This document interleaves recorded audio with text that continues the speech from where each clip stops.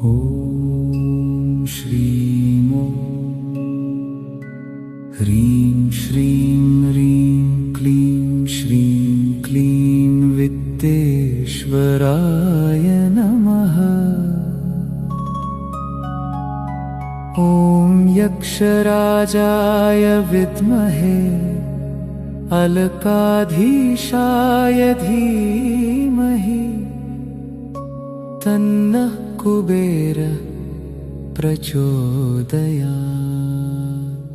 ॐ यक्षाय कुबेराय वैश्रवणाय धनधान्याधिपतये धनधान्यादिसमृद्धिं मे देहि दापय स्वाहा। श्रीसुवर्णवृष्टिं कुरु मे गृहे श्रीकुबेर। महालक्ष्मी हरिप्रिया पद्माये नमः। राजाधिराजाय प्रसह्य साहिने नमो वयं वैश्रवणाय कुर्महे। समे कामान् कामकामाय मह्यं कामेश्वरो वैश्रवणो ददातु। कुबेराज वैश्रवणाय महाराजाय नमः। मनुजबाह्यविमानवरस्तुतं गरुडरत्ननिभं निधिनायकम् शिवसखं मुकुटादिविभूषितम् वररुचिन्तमहमुपास्महे सदा। अगस्त्यदेवदेवेश मर्त्यलोकहितेच्छया पूजयामि विधानेन प्रसन्नसुमुखो भव। ॐ श्रीं ह्रीं श्रीं ह्रीं क्लीं श्रीं क्लीं वित्तेश्वराय नमः।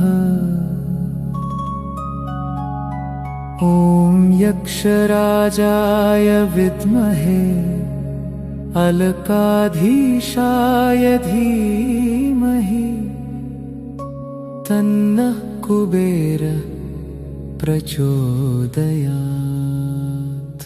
ॐ यक्षाय कुबेराय वैश्रवणाय धनधान्याधिपतये धनधान्यादिसमृद्धिं मे देहि दापय स्वाहा। श्रीसुवर्णवृष्टिं कुरु मे गृहे श्रीकुबेर।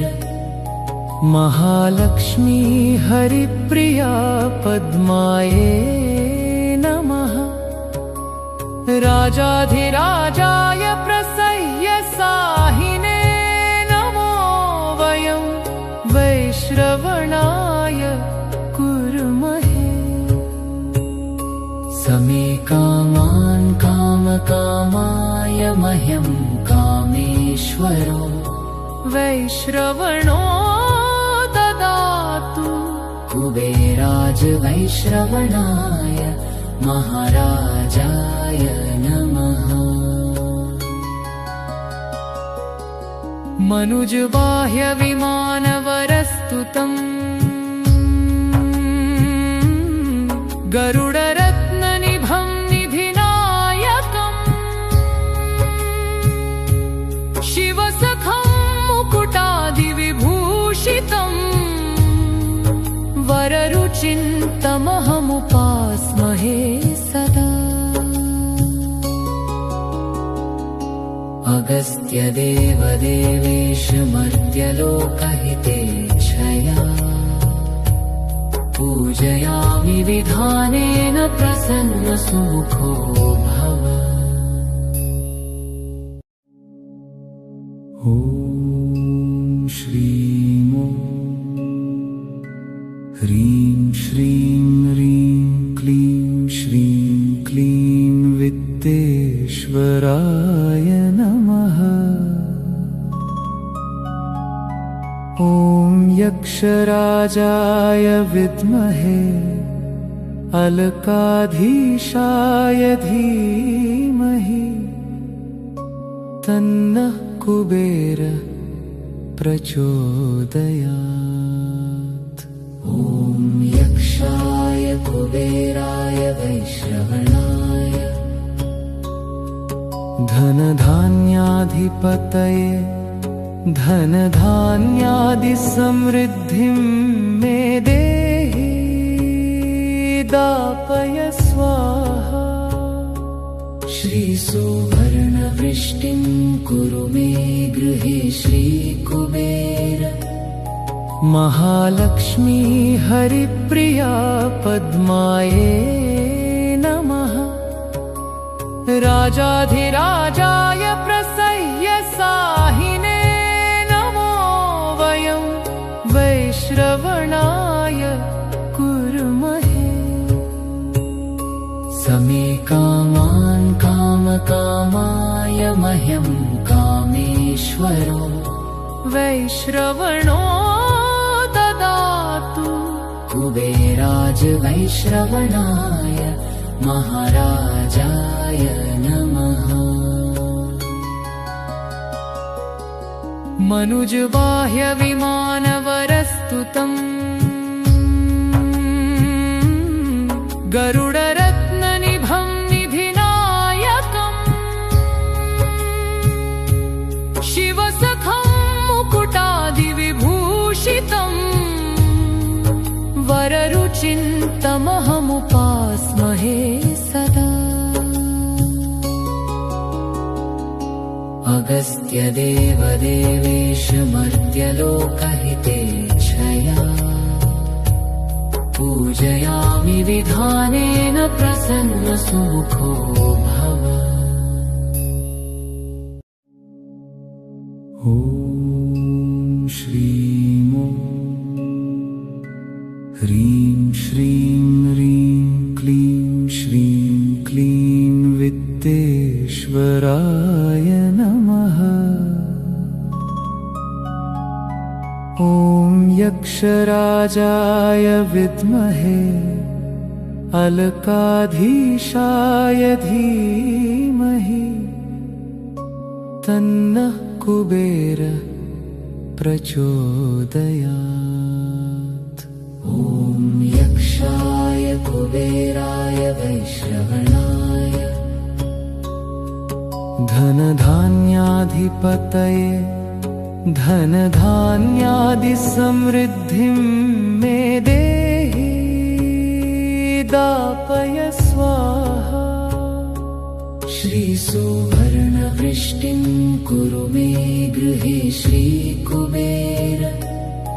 महालक्ष्मी हरिप्रिया पद्माये नमः।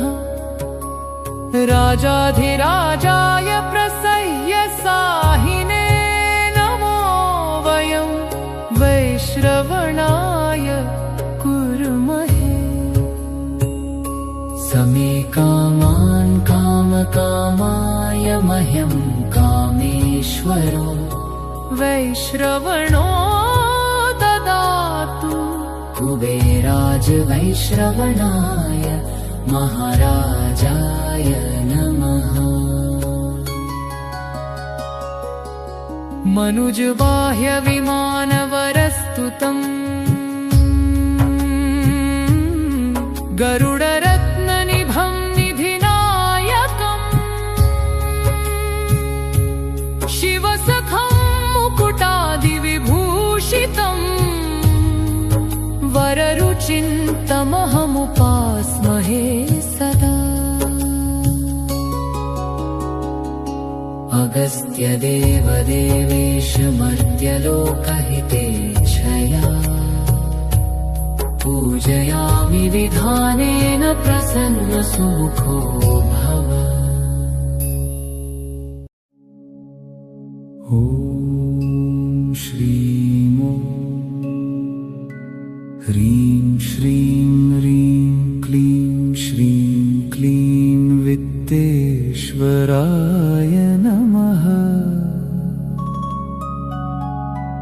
ॐ यक्षराजाय विद्महे अलकाधीशाय धीमहि तन्नः कुबेर प्रचोदयात्।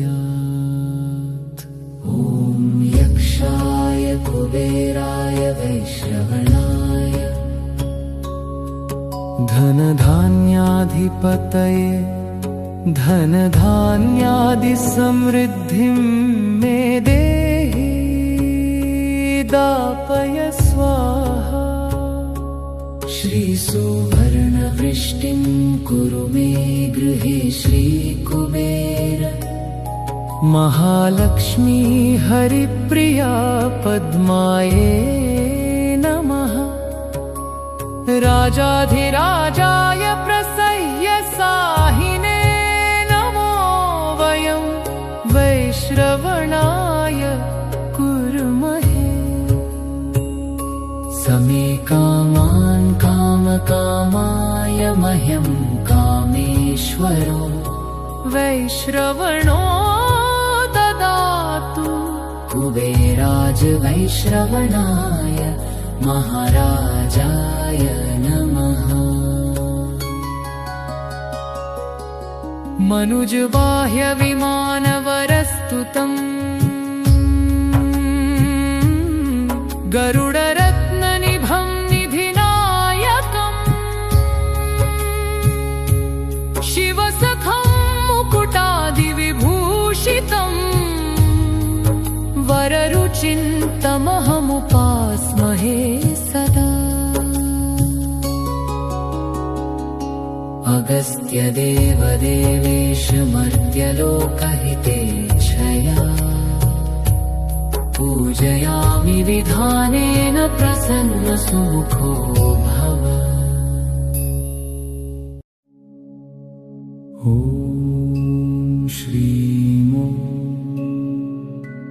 ह्रीं श्रीं ह्रीं क्लीं श्रीं क्लीं वित्तेश्वराय नमः। ॐ यक्षराजाय विद्महे अलकाधीशाय धीमहि तन्नः कुबेर प्रचोदयात्। ॐ यक्षाय कुबेराय वैश्रवणाय धनधान्याधिपतये धनधान्यादिसमृद्धिं मे देहि दापय स्वाहा। श्रीसुवर्णवृष्टिं कुरु मे गृहे श्रीकुबेर। महालक्ष्मी हरिप्रिया पद्माये नमः। राजाधिराजाय प्रसह्य साहिने नमो वयं वैश्रवणाय कुर्महे। समे कामान् कामकामाय मह्यं कामेश्वरो वैश्रवणो ददातु। कुबेराज वैश्रवणाय महाराजाय नमः। मनुजबाह्य विमानवरस्तुतम् गरुडरत्ननिभं निधिनायकम् शिवसखं मुकुटादिविभूषितम् वररुचिन्तमहमुपास्महे सदा। अगस्त्यदेवदेवेश मर्त्यलोकहितेच्छया पूजयामि विधानेन प्रसन्नसुमुखो भव। ॐ ॐ श्रीं ह्रीं श्रीं ह्रीं क्लीं श्रीं क्लीं वित्तेश्वराय नमः। ॐ यक्षराजाय विद्महे अलकाधीशाय धीमहि तन्नः कुबेर प्रचोदयात्। ॐ यक्षाय कुबेराय वैश्रवणाय धनधान्याधिपतये धनधान्यादिसमृद्धिं मे देहि दापय स्वाहा। श्रीसुवर्णवृष्टिं कुरु मे गृहे श्रीकुबेर। महालक्ष्मी हरिप्रिया पद्माये नमः। राजाधिराजाय प्रसह्य साहिने नमो वयं वैश्रवणाय कुर्महे। समे कामान् कामकामाय मह्यं कामेश्वरो वैश्रवणो ददातु। कुबेराज वैश्रवणाय महाराजाय नमः। मनुजबाह्य विमानवरस्तुतम् गरुडरत्ननिभं निधिनायकम् शिवसखं मुकुटादिविभूषितम् वररुचिन्तमहमुपास्महे सदा। अगस्त्यदेवदेवेश मर्त्यलोकहितेच्छया पूजयामि विधानेन प्रसन्नसुमुखो भव। ॐ श्रीं ह्रीं श्रीं ह्रीं क्लीं श्रीं क्लीं वित्तेश्वराय नमः। ॐ यक्षराजाय विद्महे अलकाधीशाय धीमहि तन्नः कुबेर प्रचोदयात्। ॐ यक्षाय कुबेराय वैश्रवणाय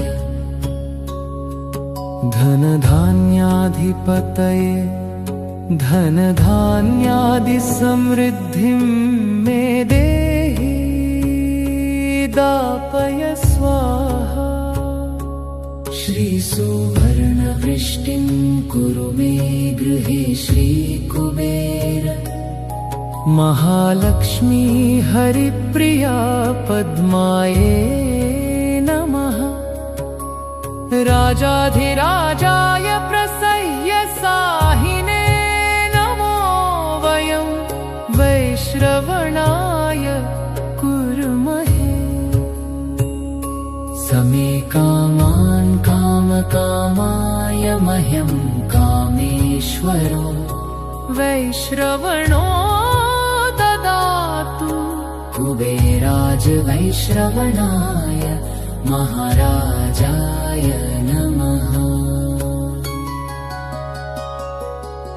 मनुजबाह्य विमानवरस्तुतम्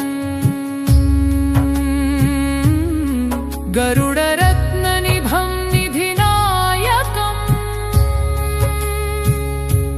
शिवसखं मुकुटादिविभूषितम् वररुचिन्तमहमुपास्महे सदा।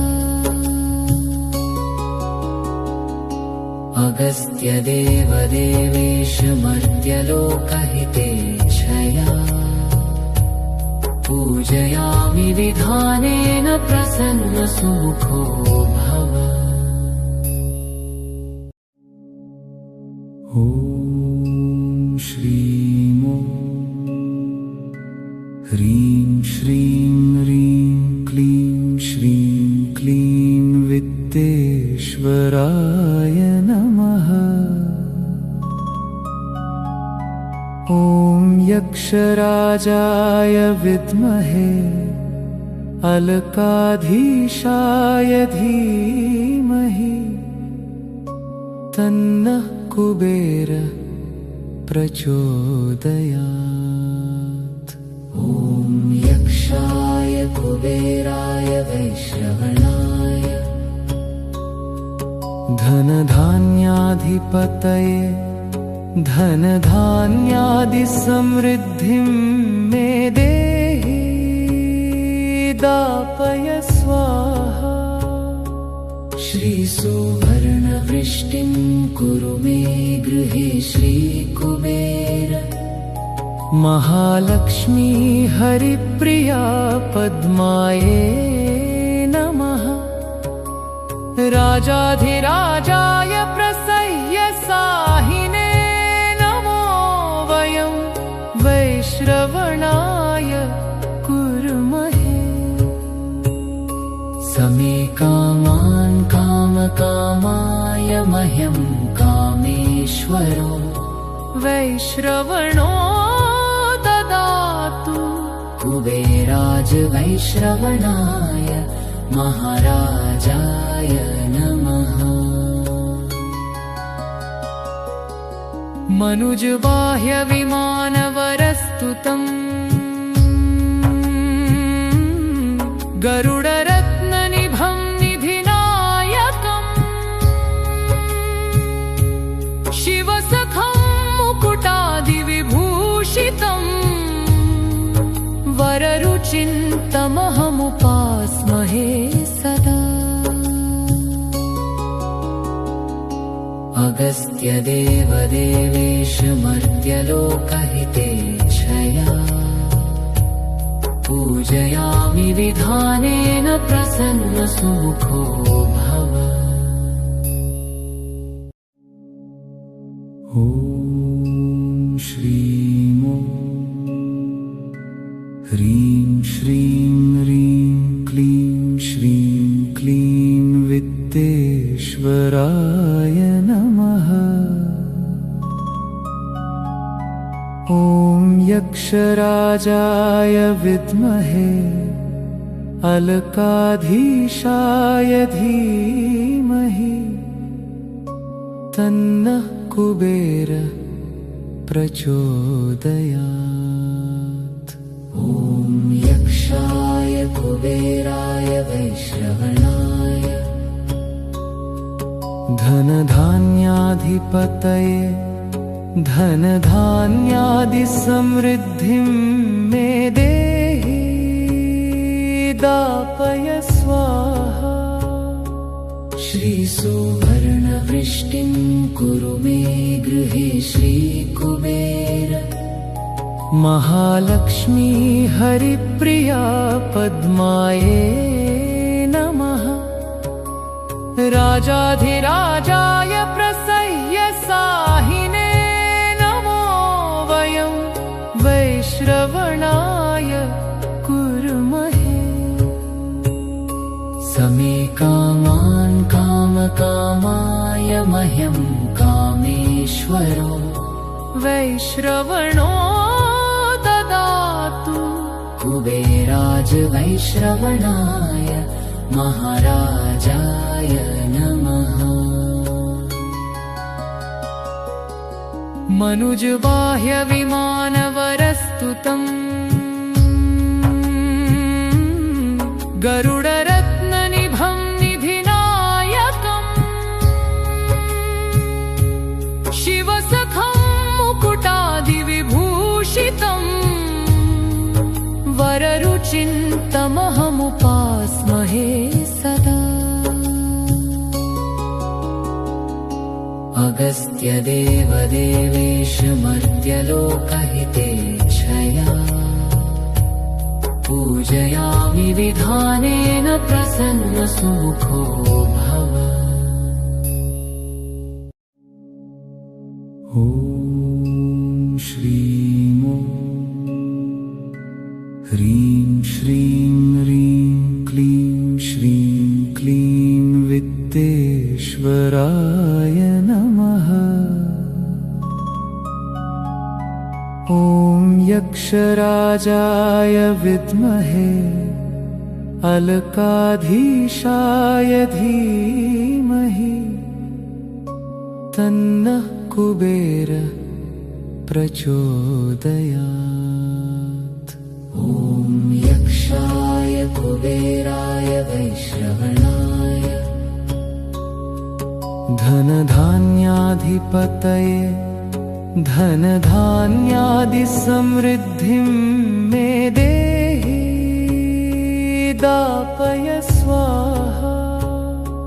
श्रीसुवर्णवृष्टिं कुरु मे गृहे श्रीकुबेर।